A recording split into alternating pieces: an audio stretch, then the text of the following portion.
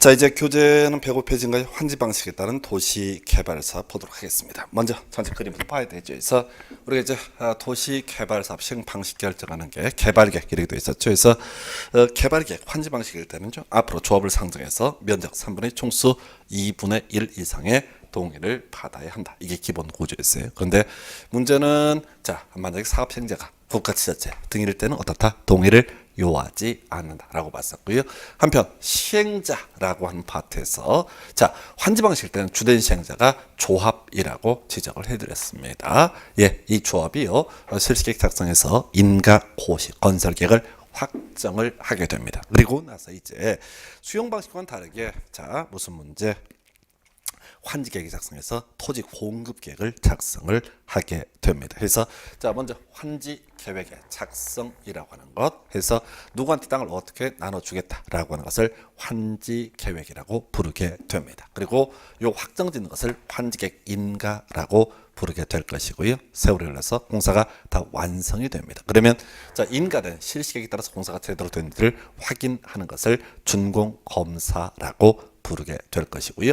이 준공 검사가 있고 나서 세월이 흘러서 자, 준공 검사 있고 나서 땅 나눠 드리겠습니다. 즉 인가된 환지 계획에 따라 토지를 분양해 드리겠습니다라고 하는 것을 환지처분 공고라고 부르게 됩니다. 자, 이게 이제 기본 구조가 될 것이고요. 제일 먼저 환지 계획의 작성에서 기준 나와 있어요. 그래서 기준 국토교통부령으로 정할 수 있다 해서 우리 앞에서 이제 공법상의 기준 하면 다 국토교통부 장관 이렇게 논의를 했었습니다. 그런데 환지계획 작성 기준만요 국토교통부령으로 정할 수 있다 해서 옆에 지금 보시면 기준 뭐 시행자가 정한다라고 해서 틀리게 해서 답을 뽑았던 적이 있습니다. 그래서 요거 하나 뭐 큰 이슈가 되지 않기 때문에 우리가 이제 공부하실 때는 기준은 모두 국토교통부 장관 이렇게 단순화시키는 과정들 필요할 것이고요. 그 다음 이제 논의할 것이 중간 얘기는 필요 없고 바로 토지 부담률 과소 토지라는 개념이 있습니다. 그래서 이 환지 계획이라는 것은 땅을 나눠주는 계획을 의미하게 될 것인데 문제는 그거예요. 이 환지 계획의 작성이라고 하는 것, 자 이렇게 봐야 되죠. 100% 땅을 줄 수가 없습니다. 그래서 뒤에서 뭐 채비지라고 해서 앞에서 우리 사업 시행에 드는 비용은 시행자가 부담한다라고 했었고요. 환지 방식일 때는 조합이 주로 시행자죠. 그래서 이 조합이 도시 개발 사업에 드는 비용에 충당하기 위해서 빼놓은 땅을 채비지라고 부르게 될 것이고 그 외에도 도시 개발 사업을 하는 과정에 있어서는요. 그런 게 있어요. 이 도시 개발 사업 과정에 있어서는 도로 설치하고요. 뭐 학교 용지 이런 것도 설치하다 보면 그만큼 돈이 땅이 부족해지게 됩니다. 그래서 100% 땅을 돌려줄 수 없다라고 하는 것, 이걸 소위 이제 토지 부담률이라는 개념으로 연결되는 거죠. 시행자 이 면적식으로 환지계획을 수립함에 있어서 토지 부담률을 산정한다 해서 우리가 이제 면적식이라고 하는 것은 뭐를 기준으로 얘기하는 거냐면 토지 면적을 기준으로 자, 공급하는 토지 양을 결정하게 되는 것을 면적식. 그다음에 이제 가격을 기준으로 평가하자 공급할 토지 양을 결정하는 것을 평가식이라고 부르게 되는데 하여튼 일단 기본적으로 토지 부담률이라고 하는 거 시행자가 결정을 하게 됩니다. 시험에 나오는 포인트는요. 평균 토지 부담률의 범위라고 하는 것에서 원칙은요. 50% 초과할 수 없다. 즉 50% 이상을 누구한테 토지 소유자에게 돌려줘라. 근데 시험에 들 건 예외겠죠. 해서 바로 지정권자가 인정하는 경우 60%까지 할 수 있다. 한 명제하고요. 그 다음에 토지 소유자 3분의 2 이상이 동의하는 경우 60% 초과해서 정할 수 있다. 이 두 가지 이슈가 되게 될 겁니다. 그래서 지금 이 평균 토지 부담률이라고 하는 것 이렇게 문제 구성하겠죠.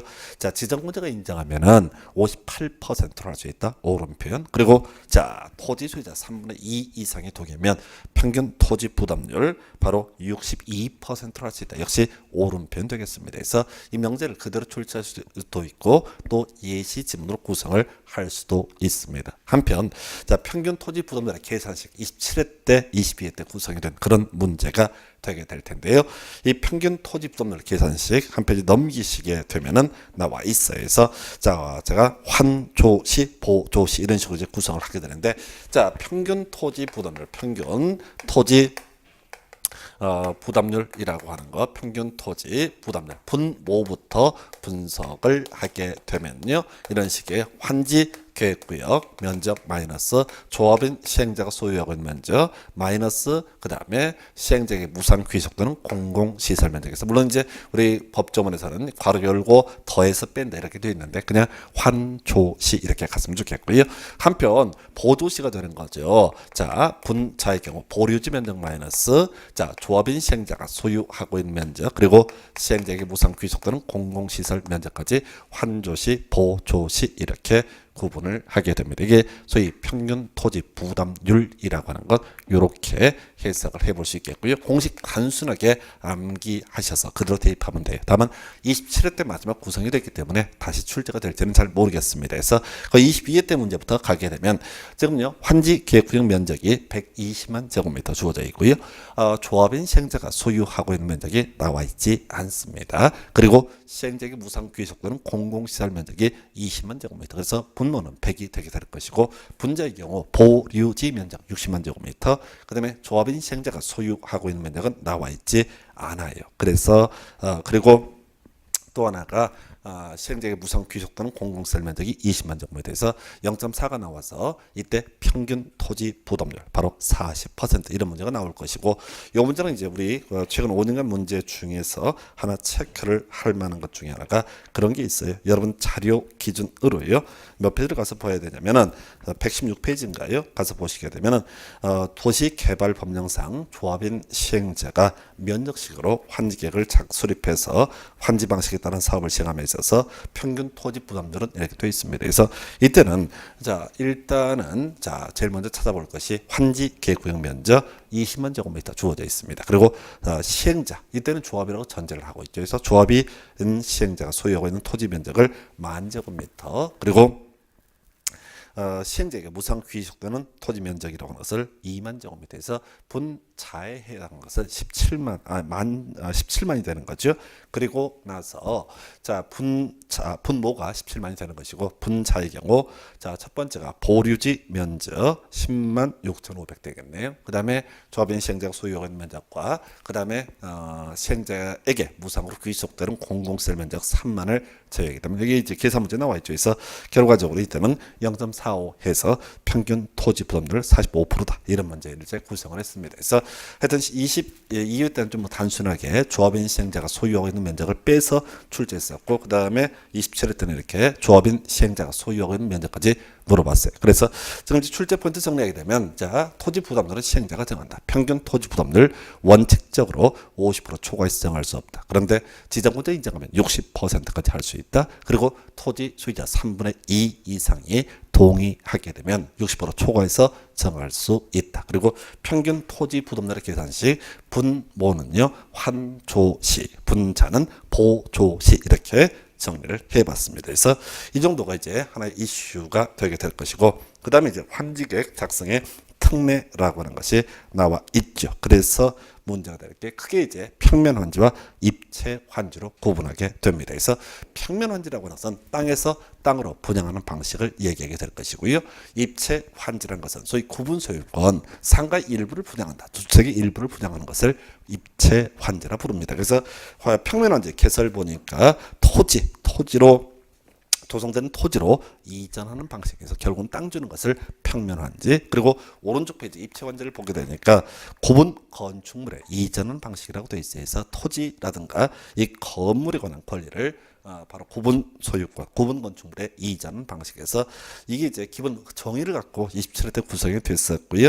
여기서 이제 이슈가 될 만한 거. 자, 지금 이 문제를 한 걸음 더 들어가서 출제한다면 무허가 건축물에 대해서는 소위 입체 환지가 인정되지 않는다. 요거 하나 추가해서 기억을 해 주실 것 이렇게 봤고요.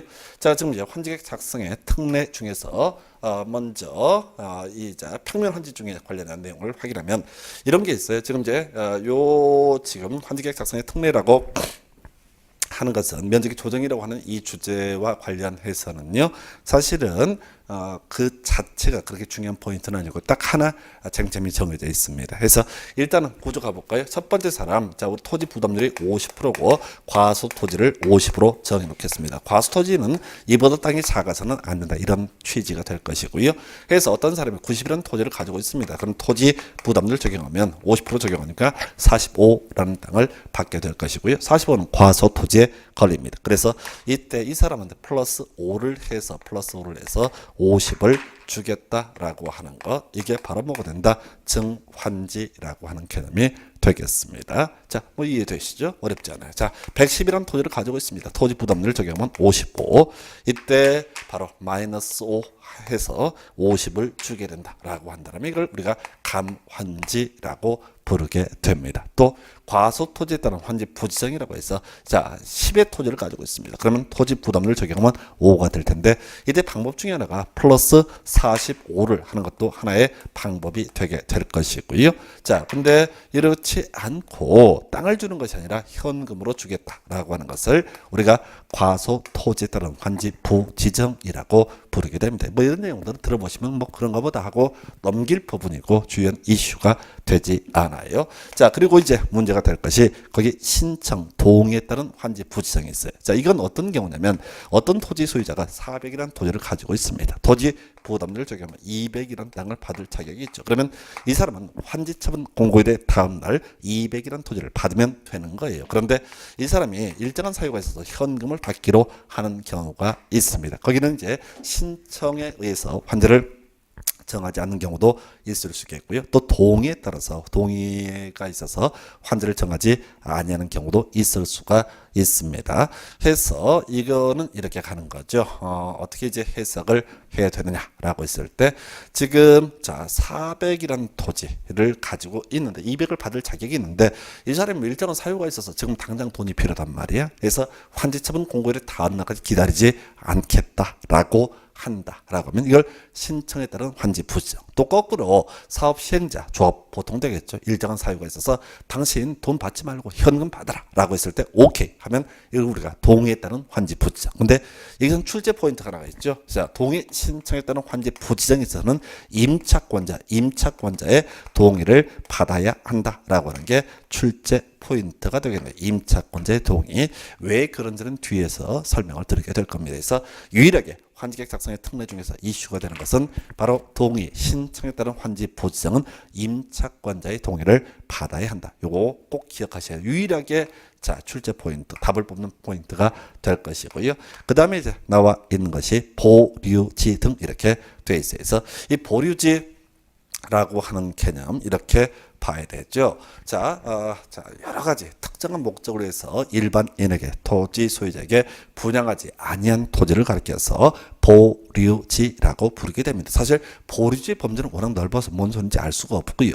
그 중에서 보류지의 일부로서 도시 개발 사업에 드는 비용의 충당액에서 시행자 몫으로 빼놓은 토지를 가리켜서 채비지라고 부르게 됩니다. 그래서 자 채비지 얘기 주요한 이슈가 될 것이고 채비지를 포함해서 일반인에게 분양하지 아니한 특정한 목적으로서 빼놓은 토지를 보류지라고 부르게 됩니다. 자, 요 정도가 소위 이제 환계획 작성의 특례라고 해서 사실은 이게 채비지가 됐든 자 보류지가 됐든 채비지는 나중에 시행자한테 주어지는 토지가 될 것이고 보류지는 특정한 목적을 위해서 빼놓는다. 이렇게 이제 정의를 하게 되는 누군지 알 수 없어요. 환지계획을 봐야지 누가 분양을 받을지 알 수 있다. 이런 구조예요. 그래서 일단은 시험용으로 접근하실 때 신청 동의에 따른 환지 부지정에 있어서는 어떻게 해라?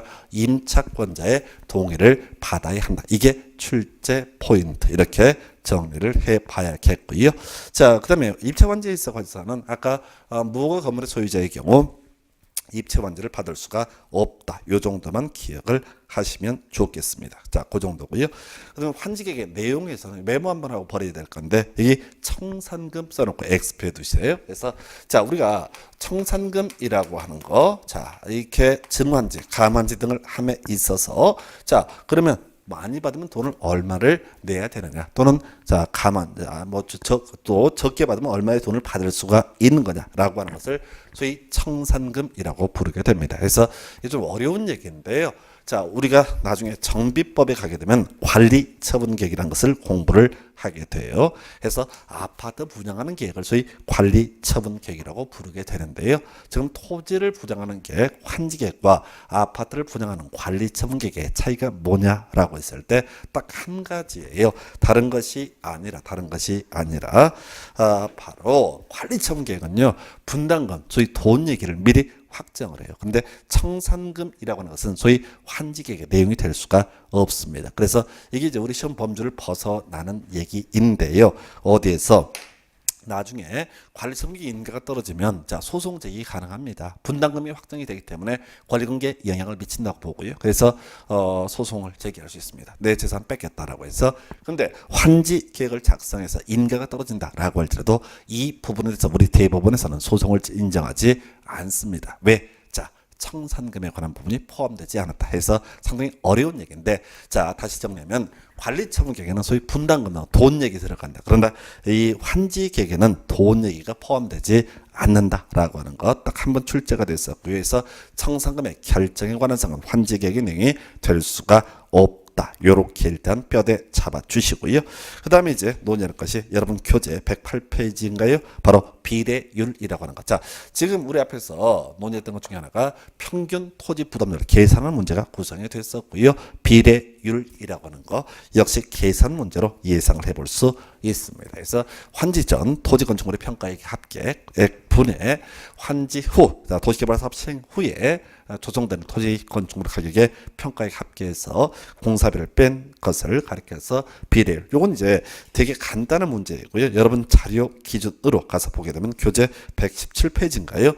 자, 도시개발법령상 환지 방 설계를 평가식으로 하는 경우 비례율은 이렇게 되어 있어요. 그래서 이 계산 문제가 24회 때 이제 구성이 됐던 문제인데요. 해서 보니까 도시개발사업 조성으로 조정되는 토지 건축물의 평가액 합계 80억 원 이렇게 되어 있고요. 그 다음에 환지 전 토지 건축물의 평가액이 40억 원입니다. 그럼 분모는 40억이 되겠죠. 총 사업비는 20억이죠. 그래서 환지 전이 분모죠. 그래서 40억 분에 자 80억 빼기 20억 하면 1.5. 그래서 비례율이라고 하는 게 150% 3번 이렇게 이제 가게 되는 건데, 다시 교재 108페이지 돌아와서요. 지금 이제 문제 구성하는 것들 분석을 하게 되면 계산 문제가 두 개가 있죠. 그 중에 하나가 평균 토지 부담률 22회 때 출제가 됐었고요. 24회 때는 비례율이 출제가 됐고 27회 때는 또 평균 토지 부담률이 출제가 됐습니다.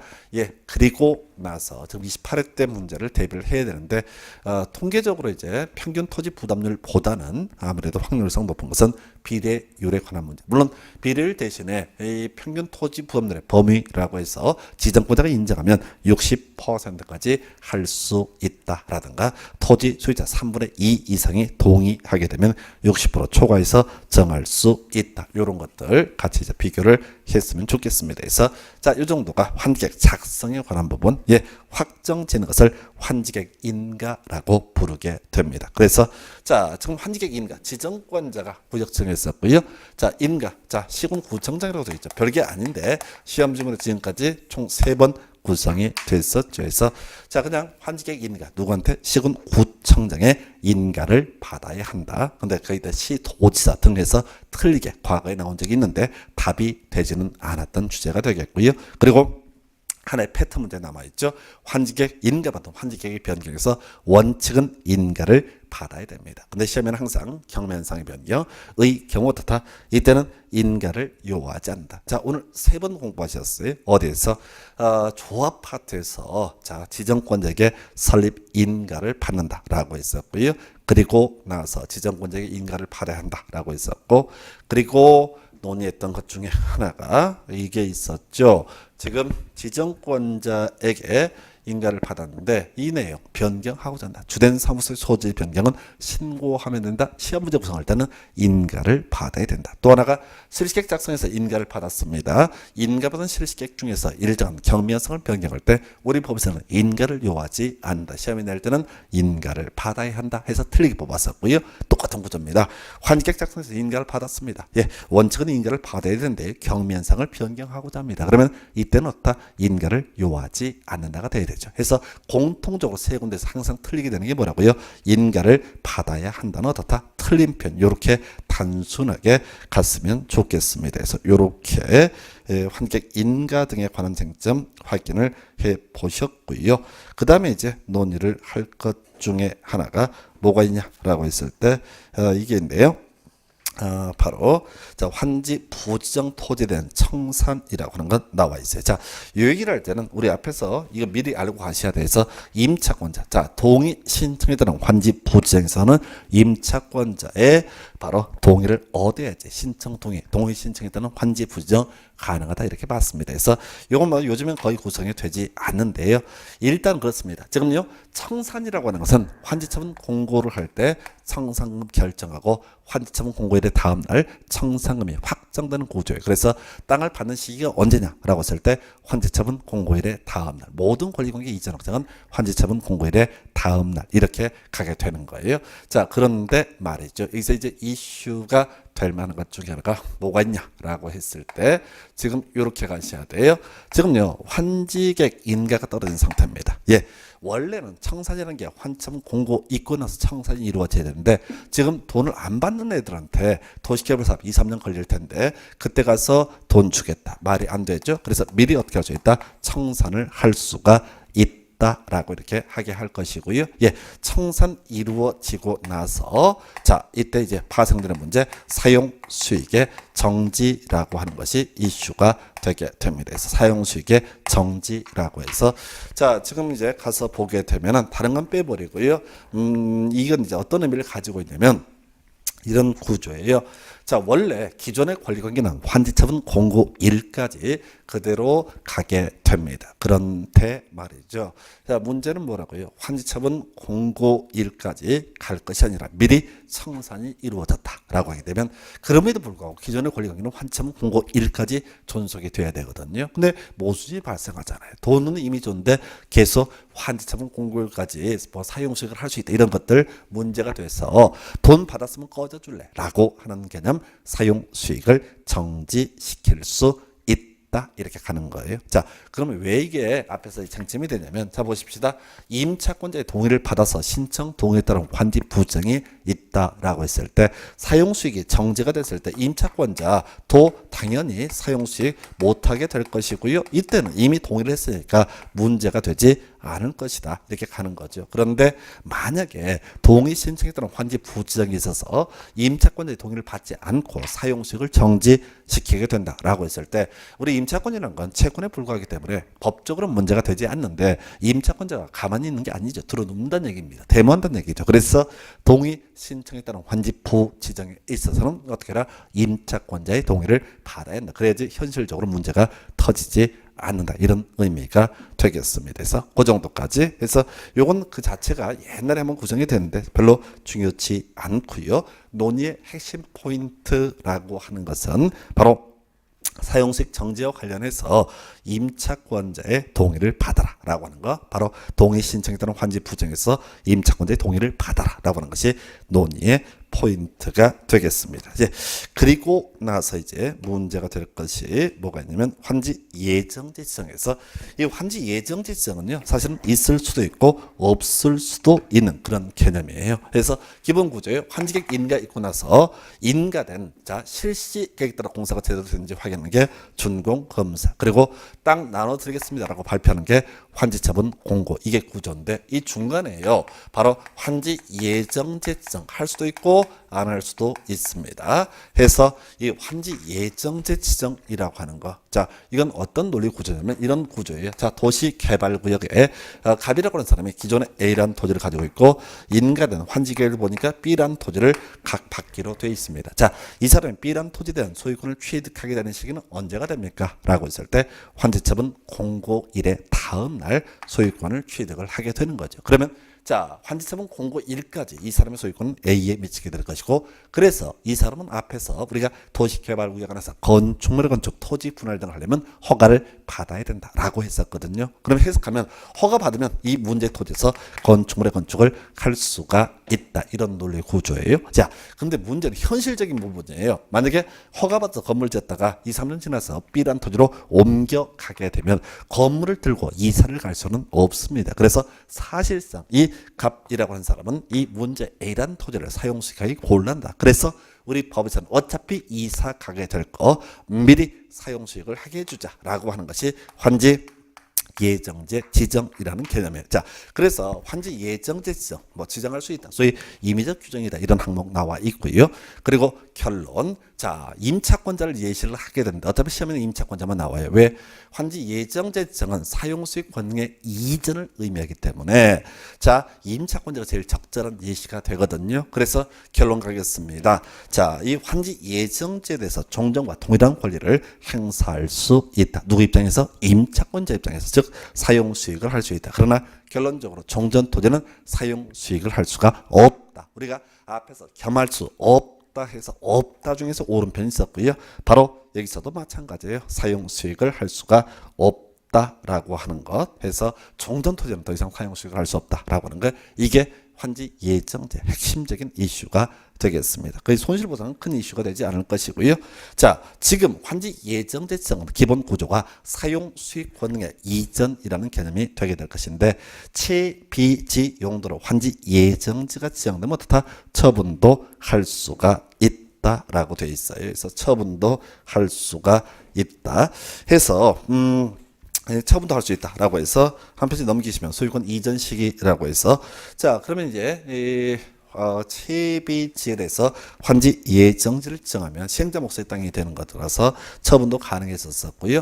만약에 사업 시행자가 이 채비지를 처분을 했다라고 했을 때 이 사람의 소유권을 취득하게 되는 시기는 언제냐라고 하는 것이죠. 이것은 바로 소유권 이전 등기를 마친 때 어떻다? 소유권을 취득을 하게 된다. 이렇게 이제 가게 되는 거예요. 그래서 자, 여기서는 이제 우리가 이제 민법 얘기를 한번 해야 되죠. 민법 186조 얘기하고 187조 얘기 가야 됩니다. 그래서 자, 먼저 186조 법률 행위에 따른 부동산 물권 변동이라고 하는 거 등기하게 되면 효력이 발생한다. 이렇게 확인을 했던 것이고요.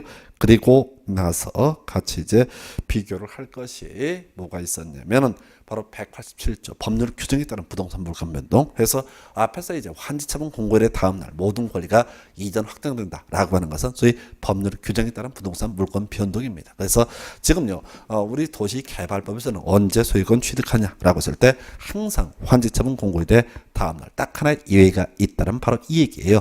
자, 이 채비지에 대해서 환지 예정지가 지정되고 처분이 이루어지게 되면 이것을 매입한 사람이 소유권을 취득하게 되는 시기라고 하는 것은 소유권 이전 등기를 마친 때라고 하는 거. 이게 이제 논의의 포인트. 해서 정리할까요? 환지 예정지 지정은 사용수익 권능의 이전. 그래서 원칙적으로 종전의 토지 사용수익을 할 수가 없다라고 하는 것. 하나 포인트 있었고요. 채비지 용도로 환지 예정지가 지정되면 처분도 할 수가 있고요.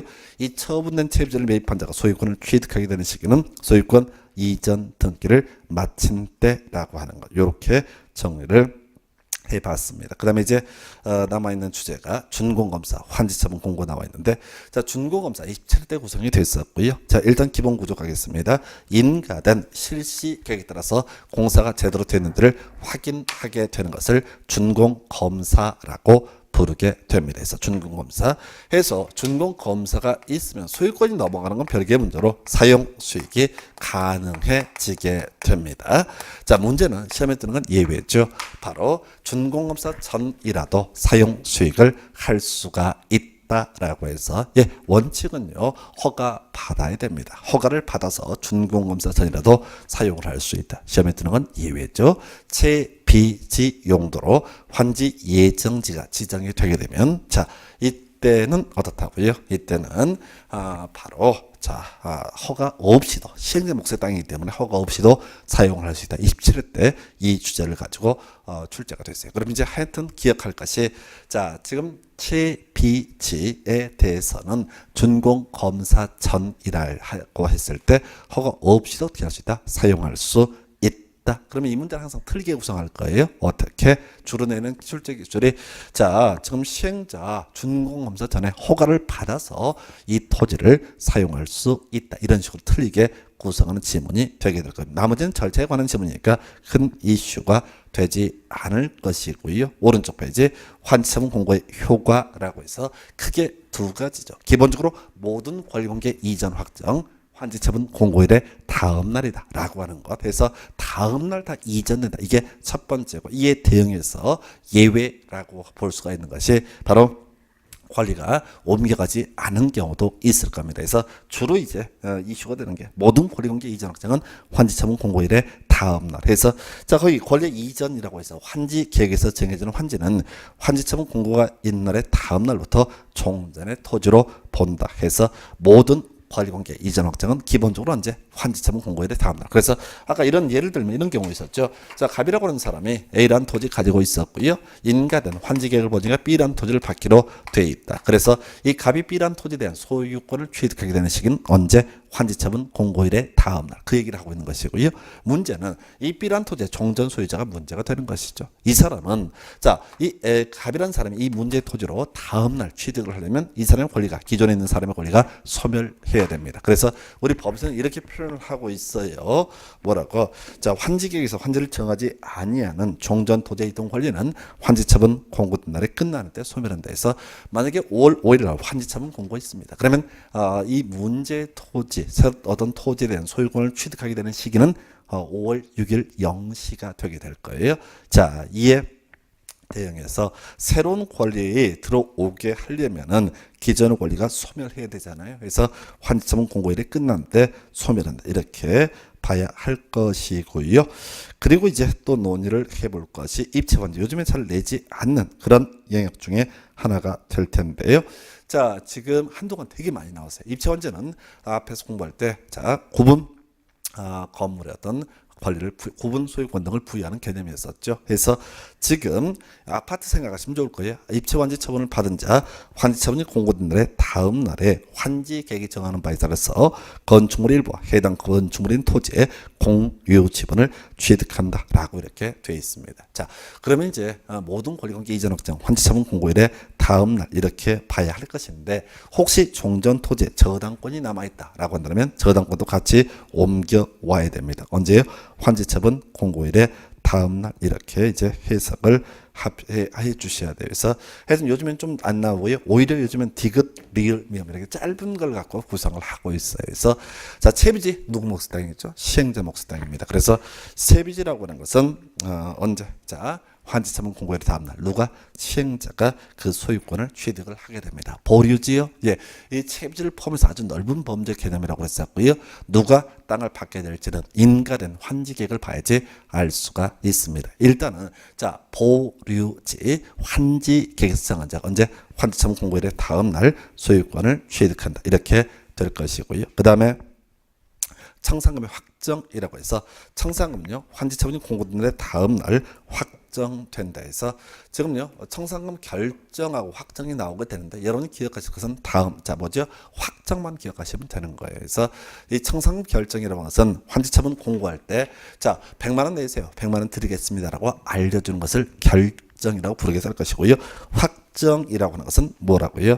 바로 환지처분 공고일의 다음 날 결국은 땅을 받게 되는 시기가 언제냐라고 했을 때 환지처분 공고일의 다음 날 확정되게 된다까지 해서 최근 문제에서는 그 채비지는 환지 계획에서 정한 자 또는 보류지는 시행자 이렇게 거꾸로 바꿔치게 된 적도 있습니다. 그래서 디귿 리을면 간단한 거니까 기억을 해주시고요.